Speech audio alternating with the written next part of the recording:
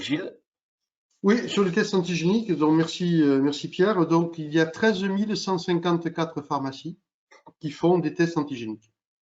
Donc, une grosse mobilisation de la profession et 18 800 pharmacies qui ont délivré des tests antigéniques aux autres professionnels de santé, sachant que bien évidemment, ce sont les pharmaciens qui en font plus de 80% par rapport aux infirmiers et par rapport aux médecins.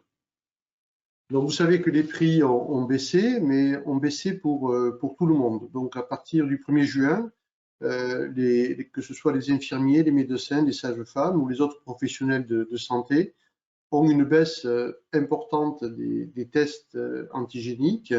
La facturation par les pharmaciens est plus élevée en juin et se retrouvera au tarif des infirmiers et médecins à partir du 1er juillet, où il y aura la seconde baisse qui était déjà programmée.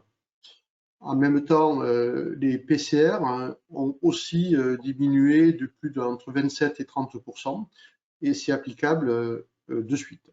Donc voilà, vu les volumes, vu les milliards liés aux dépenses de dépistage, les pouvoirs publics ont décidé de réduire les dépenses.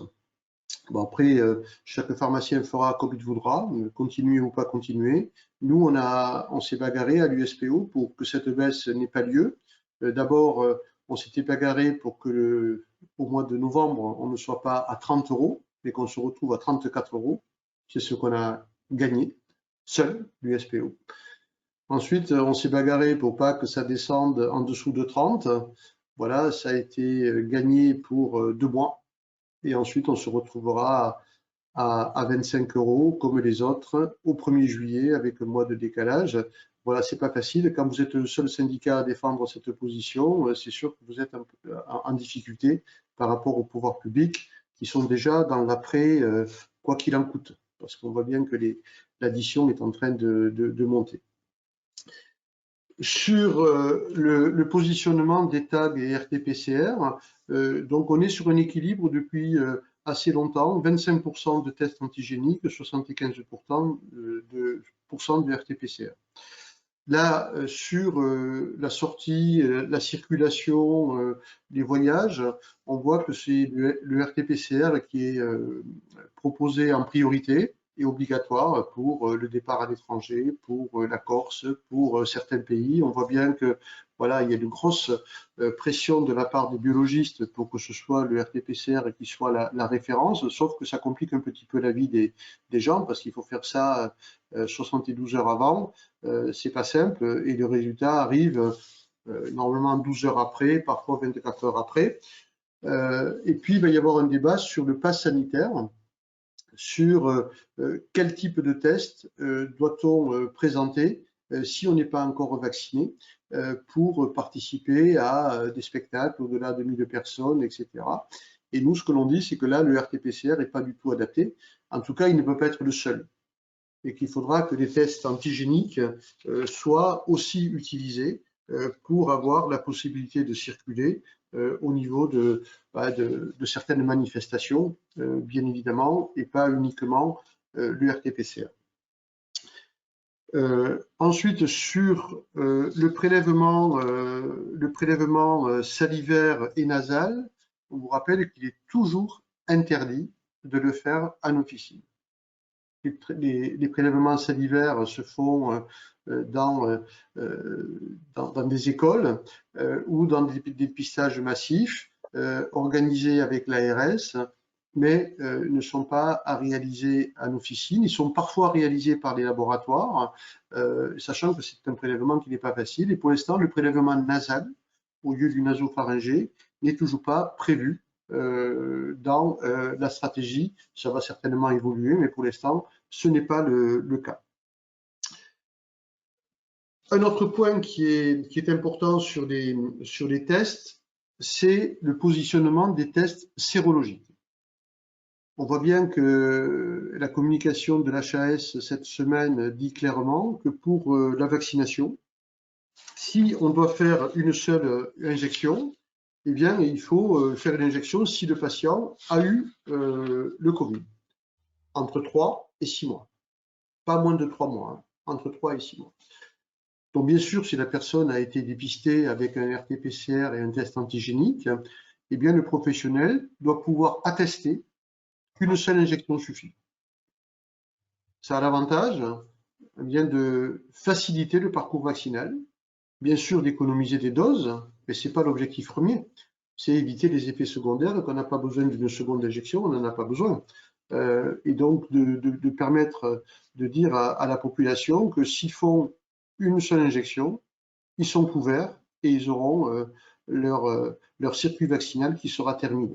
Donc ça veut dire que les pharmaciens ont cette information. Toutes les personnes que vous avez dépistées positives, ben vous avez cette information.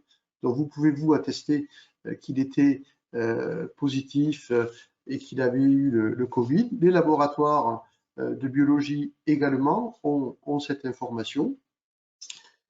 Et si on a des doutes, hein, et on sait très bien que quand on attaque cette population jeune, c'est une population qui a souvent fait le Covid de façon asymptomatique. Et donc c'est cela qu'il va falloir tester en test sérologique pour pouvoir vérifier s'ils n'ont pas eu le Covid et cerner la date à laquelle ils l'ont eu. C'est là où il va falloir qu'on ait des précisions. Et bien sûr, ce que l'USPO a demandé, Pierre l'a fait à la fois jeudi et vendredi, jeudi avec le directeur de la CNAM et vendredi au ministère, c'est de dire, premièrement, eh bien, que les pharmaciens peuvent faire, bien sûr, ces tests sérologiques, peuvent simplifier le parcours vaccinal. Il faut que ces tests soient remboursés et pris en charge par l'assurance maladie, comme ils sont en train de le faire aujourd'hui dans les vaccinodromes en expérimentation à Paris, Lyon et je crois à Lille. Il y a 3 sites expérimentaux aujourd'hui. On sait que c'est un quart d'heure. Donc voilà, vous faites le test et puis voilà, dans le quart d'heure, il y a la vaccination et ensuite de dire voilà, il y a une seule injection ou 2 injections. Donc tout ça va se caler. En tout cas, on demande à ce que ce soit arbitré très rapidement parce qu'il va falloir que les fabricants mettent à disposition des tests sérologiques auprès des pharmaciens, notamment ceux qui vaccinent. Donc voilà pour tout ce qui concerne tests et autotests, si je n'ai rien oublié. Sur les tests antigéniques, peut-on faire un test antigénique à un enfant? Alors, la réponse est oui, mais il faut qu'on ait l'autorisation des parents. Donc, ça veut dire qu'il faut que la personne en responsabilité de l'enfant soit là pour dire j'autorise que vous fassiez un test sur mon fils ou ma fille qui est mineur. Pour les tests PCR, faut-il un test PCR pour aller en Corse? Oui, pour l'instant, oui. Pour l'instant, oui. C'est toujours, depuis le début, la Corse a été une exception, hein, puisque ce n'était pas le cas d'autres pays ou d'autres territoires. Voilà, donc c'est toujours du PCR. Alors, a priori, il y a aussi des changements par rapport au sens de trajet. C'est-à-dire que quand on va en Corse, il faut un PCR. Par contre, quand on revient de Corse, je ne suis pas sûr qu'il en faille un. Pareil pour les départements ultramarins. Quand on part dans les départements ultramarins, il faut un test PCR. Par contre, si on est vacciné, le fait de revenir en hexagone, on n'en aurait pas besoin. Alors, ça va changer au 9 juin. Il faudra suivre un petit peu la réglementation qui va s'appliquer à partir du 9 juin. La stratégie qui a été définie, c'était de protéger la situation géographique qui est une insularité. Et donc, on sait très bien que quand il y a une insularité, si le virus se propage, hein, eh bien, ça peut devenir très vite compliqué. Donc, c'était un moyen de protéger. C'est vrai que quand on revient en métropole, la situation est un peu différente. La grosse inquiétude quand même des pouvoirs publics aujourd'hui, c'est le variant indien chez les Britanniques. On savait qu'il allait exploser en raison des relations entre le Pakistan et l'Inde et la Grande-Bretagne, et que là, l'inquiétude est quand même assez forte du côté des Britanniques, avec le variant indien qui peut changer un petit peu la donne, comme à l'époque le variant britannique avait changé la donne sur la propagation du virus. Donc petite inquiétude. Peut-on substituer un test PCR par un test antigénique? Ben, si c'est pour savoir si la personne est positive ou si c'est un cas contact qui est positif, oui, il n'y a aucun souci. Par contre, si c'est dans le cadre d'un voyage, si c'est un PCR qui est demandé, il faudra faire un PCR. En fait, il faut demander, pour être tranquille, il faut demander à la personne qui a un voyage de se renseigner auprès de son agence ou de se renseigner auprès de sa compagnie aérienne, pour pas que vous soyez vous en responsabilité pour porter ces informations qui changent tout le temps. Donc, il faut renvoyer le patient vers son agence de voyage ou sa compagnie aérienne. D'ailleurs, ça doit être indiqué souvent. Sur les tests sérologiques, est-ce qu'on a une idée du tarif de remboursement et du prix? Non, on n'a pas, aujourd'hui, on n'a pas d'idée nous, on sait on a demandé, l'USPO a demandé à ce qu'il y ait une négociation cette semaine, la semaine qui arrive. Voilà, parce que ce qu'on dit, c'est que on en a ras le bol de se retrouver toujours au dernier moment à arbitrer sur la chose qui est la plus difficile, c'est la fixation d'un tarif. Voilà, donc normalement, on nous a promis une réunion de négociation cette semaine. Voilà, et que par contre, le schéma global, alors je ne parle pas du tarif, je dis que le schéma global de mise à disposition des tests sérologiques qui pourraient concerner d'autres professionnels de santé se feront sur le même schéma que les tests antigéniques, c'est-à-dire des mises à disposition, voilà, alors peut-être avec un tarif fixé hein, pour le fournisseur, et ensuite une mise à disposition à d'autres professionnels de santé, et puis la rémunération de l'acte et de l'enregistrement du résultat. Par rapport aux tests sérologiques, je pense qu'il va falloir qu'on soit très très attentif parce que quand on en a parlé avec la CNAM, ils nous ont dit qu'on pouvait faire un test, enfin eux, de leur logique, c'était de faire un test pour justifier une seule injection. Mais par contre, j'ai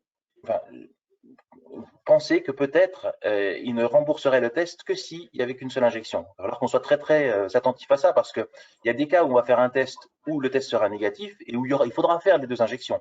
Il faudra bien que à ce moment-là, le test soit remboursé. Et voilà, commence de présupposer que il faut pas lier le remboursement au fait qu'il n'y ait qu'une seule injection. Voilà, c'est ça. Ouais, en fait, je pense que le débat va être sur les critères, à quel moment je fais un test sérologique. Voilà. Ça ne sert à rien de faire un test sérologique si la personne a eu un PCR positif ou un test antigénique positif. Donc là, effectivement, le coût du test sérologique n'est pas justifié. Après, au-delà, c'est est-ce que si la personne le demande parce que elle croit qu'elle a eu le Covid, mais qu'elle ne sait pas, mais que c'était en décembre l'année dernière, mais que peut-être elle l'a eu, etc. C'est là où il faudra définir.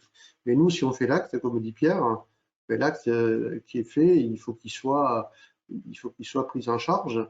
Et on ne peut pas dire au patient, bon, mais ok, je vous fais le test, si c'est négatif, vous le payez. Ça, on ne va pas pouvoir faire. Non, Ou on fait le test d'une stratégie ou on ne le fait pas. Est-ce que les tests sérologiques sont-ils vraiment sensibles aux nouveaux variants? Oui, on n'a aucune alerte là-dessus. Aucune alerte là-dessus. Moi, je fais confiance à l'HAS et à l'Agence du médicament pour nous dire, faire la liste des tests qui seront utilisés en pharmacie en fonction de leur sensibilité, de leur spécificité. Donc, n'ayez pas de crainte. Si ça rentre dans une stratégie globale, il va y avoir une vérification de la qualification de ces tests, comme on l'a fait pour les tests antigéniques. Comment envisagez-vous la période estivale, montée en puissance de la vaccination, poursuite des tags? Comment organiser l'officine alors que même que les équipes partiront en congé? Alors peut-être Pierre va parler de la vaccination après, hein, donc peut-être vous aurez cette réponse-là. Sur les tags, on a une incertitude. Les pouvoirs publics nous disent attention, ça va continuer. Par contre, ça risque d'être transféré parce qu'aujourd'hui on fait beaucoup de tags, notamment parce que les lycées sont encore ouverts. Et on sait que sur les lycées, dès qu'il y a une classe, ça fait immédiatement une demande importante qui arrive dans vos officines. Les lycées vont bientôt fermer, ça va être les vacances scolaires. Par contre, l'été, on va avoir le brassage de population et on va avoir le pass sanitaire. Donc, on risque d'avoir un transfert sur d'autres populations, mais difficile à estimer. En tout cas, voilà, ils nous disent restez mobilisés parce qu'on va avoir besoin de vous. Ça, pour eux, c'est une évidence. Bon, voilà, on a fait le job. On râle parce que les tests sont moins bien rémunérés et que je trouve que le tarif qui est fixé aujourd'hui n'est pas bon. autant les laboratoires peuvent amortir du matériel, des chaînes de réalisation des tests et l'automatisation des résultats. Nous, c'est de l'humain. Et l'humain, ça ne s'amortit pas. Et effectivement, pendant l'été, faire des tests antigéniques complique un petit peu l'équilibre de la pharmacie, d'autant plus que l'on vaccine. Et donc, c'est vrai que ça va être un petit peu compliqué, mais difficile d'avoir une visibilité sur le nombre de tests que l'on va nous demander, sachant que beaucoup de patients vont être de plus en plus vaccinés. Est-ce qu'on peut déjà faire une seule vaccination si on fait un test sérologique aujourd'hui? Oui, puisque les recommandations, si on a la preuve que le patient a eu le Covid au-delà de 3 mois et de préférence 6 mois, quelle que soit la façon dont on a ce résultat, effectivement, on peut considérer qu'il ne nécessite qu'une seule injection. Sauf que le test sérologique, aujourd'hui, il est payant. Même dans certaines conditions, en laboratoire, puisqu'il y a des tests sérologiques qui se font en labo. Donc là, il faut que les pouvoirs publics, en gros, disent je rembourse les tests sérologiques pour économiser des doses et éviter que les patients aient 2 injections alors qu'ils ont déjà eu le Covid et qui risquent de faire des effets secondaires, une réaction immunitaire plus importante avec des effets secondaires plus importants. Ça, c'est à eux de nous le dire. Mais on va avoir la réponse très rapidement. Ça va pas, dans 15 jours, l'affaire va être calée. Voilà. Bon, il faudra, Pierre, que tu organises un nouveau webinaire. Juste avant les vacances. Oui, peut-être celle-là. La CPAM demande de faire un PCR pour le retour à l'école après la septaine. Est-ce normal? Non. Le retour. Alors, pour les patients contact, c'est systématiquement un test antigénique. Pourquoi? Parce que dès qu'un patient contact est détecté positif, il faut que ça se fasse très très vite. Il ne faut pas attendre 24 heures pour isoler la personne. Pour le retour, après le confinement de 7 jours ou plus, eh bien, ça peut être un PCR ou un test antigénique. C'est au choix.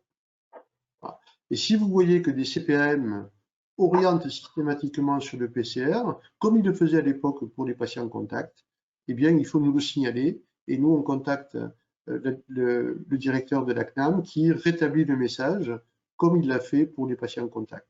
Donc, sortie de confinement, s'il y a un contrôle nécessaire à faire, il peut se faire par PCR ou par test antigénique. Il y a plusieurs personnes qui disent que les CPAM orientent automatiquement vers les PCR pour la sortie du confinement. Faites-nous le remonter, envoyez tout à Bénédicte et on va alerter la CNAM. CPAM des Landes, CPAM du Puy-de-Dôme, etc. Est-ce que les tests sérologiques que nous avions l'année dernière sont encore valables? Est-ce que ce sera les mêmes? Oui. Pour l'instant, il n'y a pas d'alerte sur ces tests. J'aurais pu me rappeler s'il y a une liste à la NSM ou au ministère. Il faut vérifier si la liste qui se met à jour, si vos tests sont toujours dans cette liste. S'ils sont dans cette liste, il n'y a pas de problème. Après, vous regardez la date de péremption, parce que ces tests périment. Faites attention. Pour les remboursements, la prise en charge des tests antigéniques, sommes-nous remboursés pour les personnes étrangères, facturées sécurité sociale numéro fictif? Et j'ai aussi la même question pour les personnes transgenres. Il y a quelqu'un qui m'a posé cette question, je ne la retrouve plus, mais qui demande comment se faire rembourser. Si vous êtes coincé parce que voilà, numéro de sécurité sociale, personne étrangère, quelqu'un qui n'est pas reconnu par l'assurance maladie, ça arrive parfois, il y a des petites erreurs, vous utilisez le numéro fictif. Voilà. Et vous êtes pris en charge. J'ai pas eu de retour aujourd'hui de difficultés. Pierre, je crois que non plus, on n'a pas eu de retour de l'assurance maladie disant que il y avait des problèmes avec le numéro fictif. Alors c'est sûr que si un pharmacien fait 50% de numéro fictif, ça ne va pas faire. Non, oui, ça c'est clair, ça c'est certain. De toute façon, il faut avec beaucoup de choses tact et mesure. Mais maintenant, le but quand même des tests, c'est d'isoler un potentiel malade. Que le potentiel malade soit sur le territoire français parce qu'il est français ou sur le territoire français parce qu'il est étranger, il faut l'isoler. Donc il faut faire ce test pour tout le monde et bien sûr, la facturation se fait dans ce cas-là avec le numéro fictif.